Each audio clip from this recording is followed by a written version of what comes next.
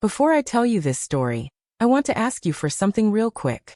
If stories like this matter to you, stories about family, quiet moments, and the things we don't always say out loud, then please take a second to subscribe to this channel. Hit the like button if you've ever had a moment in your life that changed you quietly, and leave a comment telling me where you're watching from. Your city, your country, anywhere in the world. It might seem like a small thing, but it helps these stories reach people who might need them more than they realize. Alright, take a breath. Settle in. Because what I'm about to share isn't loud. But it lasts. My dad made me happy today. And I don't mean the kind of happiness that comes from jokes or good news or a decent day. I mean the kind that arrives unexpectedly, without warning, when you aren't emotionally prepared for it. The kind that tightens your chest before you even understand why. The kind that makes you replay moments later in the quiet, staring at nothing, asking yourself how something so small could shift something so deep. What he did wasn't dramatic.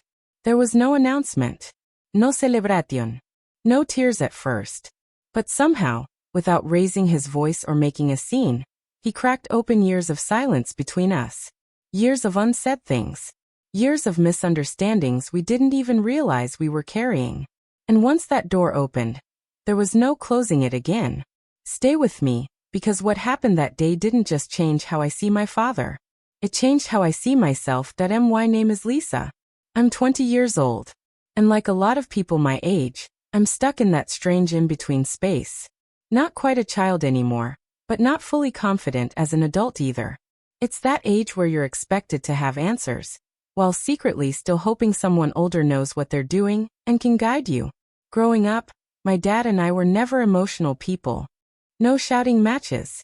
No long heart-to-heart conversations. No dramatic arguments or tear-filled apologies. My dad, Robert, isn't someone who uses many words. He shows love differently. He fixes things before they break. He notices when something's running low and replaces it without saying anything. He wakes up early, moves quietly, and makes sure the house keeps working, even when no one's watching. If you wanted to understand my dad, you didn't listen to what he said. You watched what he did. That morning didn't feel important. There was no sign in the air. No sudden sense of anticipation. No voice in my head telling me, "Pay attention, this matters." The sky outside my bedroom window was dull and pale, the kind of gray you get in early spring. Not sad. Not hopeful. Just undecided. I stayed in bed longer than I should have, staring at the ceiling, listening to the house exist. Old houses have their own language. Their own breathing. The quiet creak of floorboards. The distant clink of ceramic downstairs. The subtle hum of electricity moving through walls. I didn't need to check the time. I already knew who was awake. That was my dad. He's always been like that. Up early. Moving carefully, as if the world itself might break if he made too much noise. When I finally got out of bed, the smell hit me first. Coffee. Toast. That smell does something to me. It pulls me backward through time. Back to mornings when my feet didn't touch the floor as I sat at the kitchen table. Back to watching my dad read the newspaper, like nothing else in the world mattered yet. When I walked into the kitchen, he was standing near the window. The morning light caught the gray in his hair. And for a brief moment, one I wasn't ready for, I noticed something I hadn't allowed myself to notice before. He looked older. Not weak. Not tired. Just older. And something sharp pressed against my chest. "Morning, kiddo," he said without turning around. "Morning," I replied, reaching for a mug. When he handed me the coffee pot, our hands brushed. Just for a second. His skin was rough. Warm. It was such a small detail, but it stayed with me. We sat at the table together. Not awkward. Not uncomfortable. But heavy. Like the air right before a storm. When nothing looks different yet, but everything feels charged. I talked about my classes. About how unsure I felt. About how I didn't know if I was doing anything right with my life. And he listened. Not the distracted kind of listening where someone waits for their turn to talk. Real listening. He asked questions that showed he was actually there with me. Still something felt unfinished. Like words were waiting between us. After breakfast, he cleared his throat. "Lisa, do you have some time today?" I looked up. My dad doesn't usually ask questions like that. He's a planner, a routine man, someone who always knows where he's going. I was thinking, maybe we could go for a drive. That caught me off guard. I hesitated, then nodded. Okay. I had no idea that drive would quietly change everything that we left town slowly. Past streets I'd known my entire life.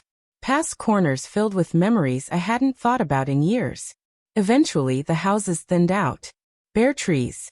Open fields. Long stretches of road. The radio played softly, an old song I recognized but couldn't name. I watched my dad's hands on the steering wheel. Steady. Certain. And I wondered where we were going that he pulled into a small parking lot near a park I hadn't seen in years. Almost empty.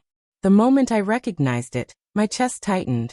This was the place where we used to feed ducks when I was little, where my dad pretended to chase them while I laughed until my stomach hurt. It looked smaller now, but heavier, more meaningful. We got out of the car. The air was cool and clean.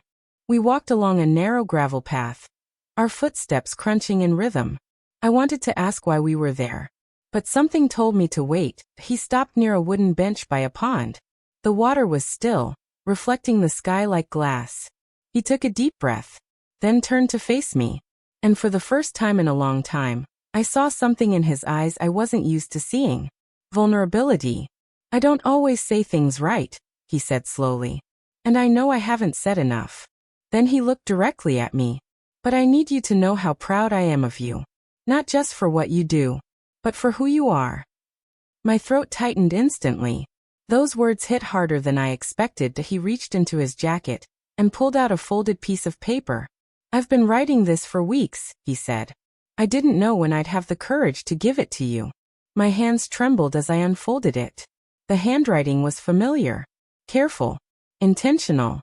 He wrote about watching me grow up, about worrying he wasn't doing enough, about loving me in ways he didn't always know how to explain. It wasn't fancy. It was honest. And that made it powerful. Standing there by the pond, something clicked. My dad had always loved me. Just quietly. Just differently. And that day, he stepped out of his comfort zone to meet me where I was. I looked up at him with tears in my eyes, and smiled that we stayed there longer than I expected. The world kept moving. Ducks glided across the water. The wind shifted the reflection of the sky. And that's when I realized something important. Some of the most life-changing moments don't come with applause. They don't announce themselves. They happen quietly, without witnesses. And that moment, that was only the beginning.